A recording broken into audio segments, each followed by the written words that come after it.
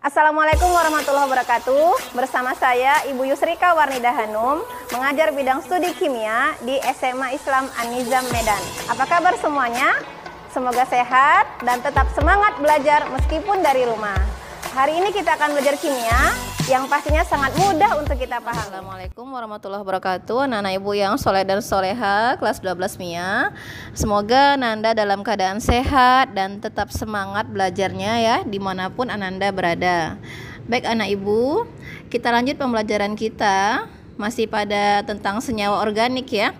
Nah, kemarin kita sudah mempelajari beberapa jenis senyawa organik. Senyawa organik yang mau kita pelajari kali ini adalah tentang alkanon atau keton. Alkanon ini adalah nama dari IUPAC ya, atau internasionalnya. Sementara keton itu adalah nama trivial atau nama pasarannya ya, atau nama umumnya.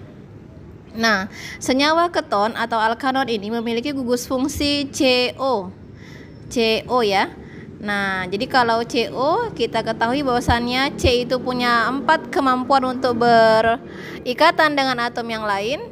Kalau sudah 2 digunakan untuk CO ya, C dengan O, maka 2 lagi tentu dengan alkilnya ya.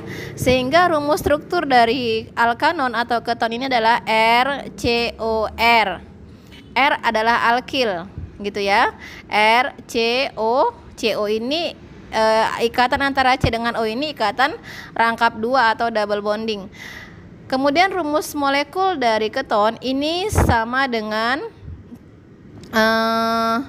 rumus molekul pada alkanal atau aldehida, sehingga alkanon dengan alkanal atau aldehid dengan keton ini berisomer fungsi, artinya punya rumus molekul yang sama tetapi memiliki gugus fungsi yang berbeda.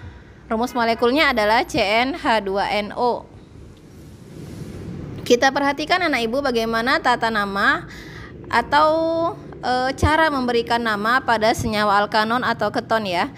Yang pertama secara IUPAC atau internasional, cara memberikan nama pada senyawa alkanon yaitu dengan mengganti akhiran A pada induk rantai alkana terpanjang atau rantai induk ya, dengan akhiran on pada senyawa alkanon gitu ya. Kemudian secara trivial atau secara umum menyebutkan nama gugus-gugus alkil yang diikat oleh gugus karbonil diikuti kata keton. Kita perhatikan contoh berikut ini. Nah, anak ibu di sini ada 3 contoh. Contoh yang pertama, perhatikan ya. Contoh pertama itu ada CH3COCH3.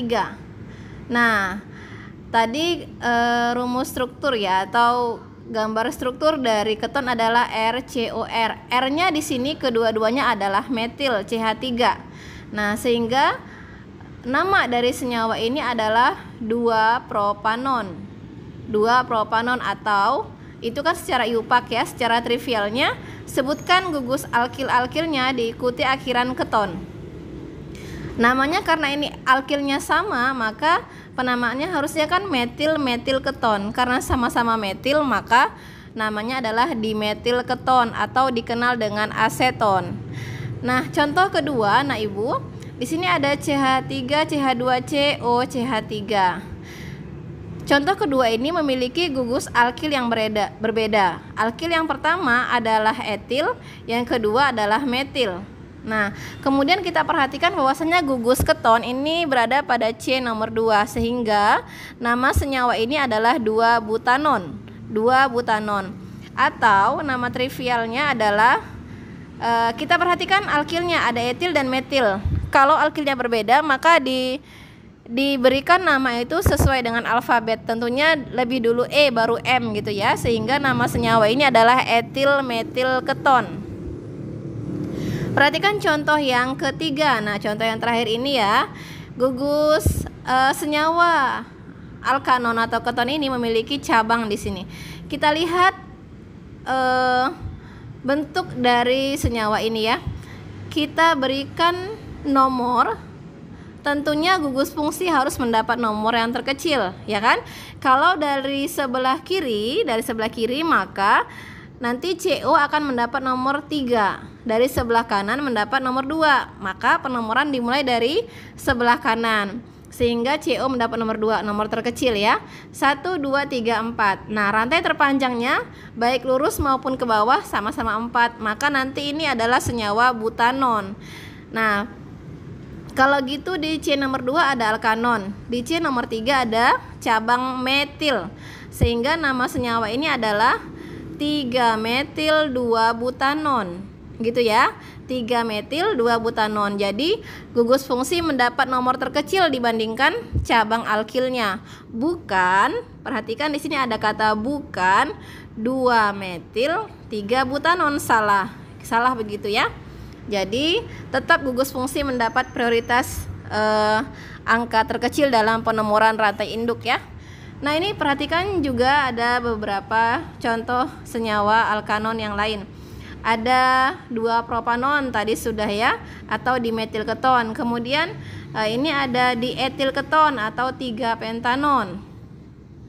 Dietil keton atau 3-pentanon. Nah, jadi ini ketonnya, ini etilnya sama ya. CO mendapat nomor 3 baik dari sebelah kanan maupun sebelah kiri.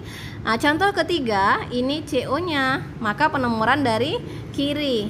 Kalau gitu CO dapat nomor 2 sehingga nama senyawa ini adalah 2-pentanon atau alkil yang sebelah kiri CH3 itu metil, yang sebelah kanan propil. Tentu duluan metil daripada propil.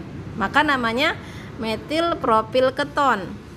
Contoh yang terakhir ini CH3, CH2, CO, CH3. Kalau dari sebelah kanan CO dapat nomor 2, kalau dari sebelah kiri CO dapat nomor 3. Maka penomoran dari sebelah kanan ya. Nah, di sebelah kanan kalau gitu namanya nanti 2-butanon atau etil metil keton. Nah, itu tadi ada beberapa contoh senyawa keton ya, bagaimana kita memberikan nama pada senyawa alkanon. Kemudian sifat kimia alkanon yang pertama, adisi dengan hidrogen menghasilkan alkanol sekunder atau alkohol sekunder.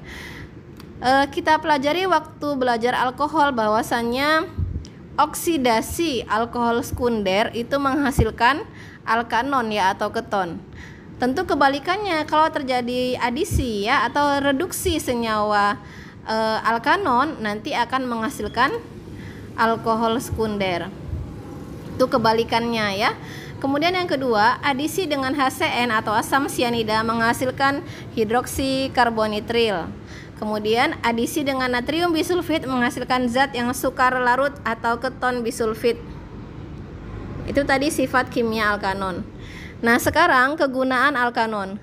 Keton yang paling banyak penggunaannya adalah propanon atau aseton. Aseton ini merupakan cairan tidak berwarna dan mudah terbakar. Kegunaan utama aseton antara lain yang pertama sebagai pelarut. Nah, khususnya untuk zat-zat yang kurang polar dan non-polar. Misalnya untuk membersihkan cat kuku atau kutek gitu ya, untuk melarutkan lilin dan plastik. Jadi di sini fungsi aseton adalah sebagai pelarut. Yang kedua, untuk membuat kloroform atau obat bius, membuat iodoform dan membuat isopren. Nah, kemudian ada identifikasi senyawa alkanon. Yang pertama, alkanon yang mengikat metil pada gugus ketonnya atau R-nya itu memberikan tes iodoform positif. Maksudnya kalau dites dengan iodoform dia menghasilkan uji reaksi yang positif begitu ya. Kemudian yang B, yang kedua, reduksi keton menghasilkan hidrokarbon. Kemudian yang ketiga, adisi reaksi Grignard pada alkanon menghasilkan alkohol. Selanjutnya, adisi sianida pada alkanon menghasilkan sianohidrin. Nah, ini yang paling penting dari semua reaksi identifikasi pada alkanon yang merupakan pembeda ya atau uji pembeda antara aldehid dengan keton, di mana kita ketahui bahwasannya aldehid dengan keton ini adalah senyawa yang berisomer fungsi atau memiliki rumus molekul yang sama tetapi gugus fungsinya berbeda. Uji yang sering digunakan untuk membedakan senyawa antara aldehid dengan keton atau alkanon adalah reaksi Tollens dan Fehling. Jadi keton merupakan reduktor yang lebih lemah daripada aldehida, sehingga zat-zat pengoksidasi yang lemah seperti pereaksi Tollens dan pereaksi Fehling ini tidak dapat mengoksidasi keton. Jadi keton tidak memberikan hasil reaksi yang positif terhadap pereaksi Tollens dan Fehling. Tetapi kalau aldehid dia memberikan hasil yang positif ya. Oleh karena itu, aldehida dan keton dapat dibedakan dengan menggunakan pereaksi Tollens dan Fehling. Nah, itu untuk identifikasi. Nah, ini pereaksi ini sangat populer, maksudnya sering ditanyakan ya dalam soal-soal ujian. Baik anak ibu, demikian ya untuk materi kita tentang alkanon atau keton. Semoga anak ibu bisa memahami materi ini dengan baik ya. Jika ada yang kurang paham, nanti kita diskusi lebih lanjut ya nak. Terima kasih atas perhatian Anda. Semangat terus belajarnya, semangat berlatih ya. Sekianlah pembelajaran kita hari ini. Sampai jumpa di video pembelajaran selanjutnya. Jangan lupa like, comment, and share. SMA Islam An-Nizam, unggul, cerdas,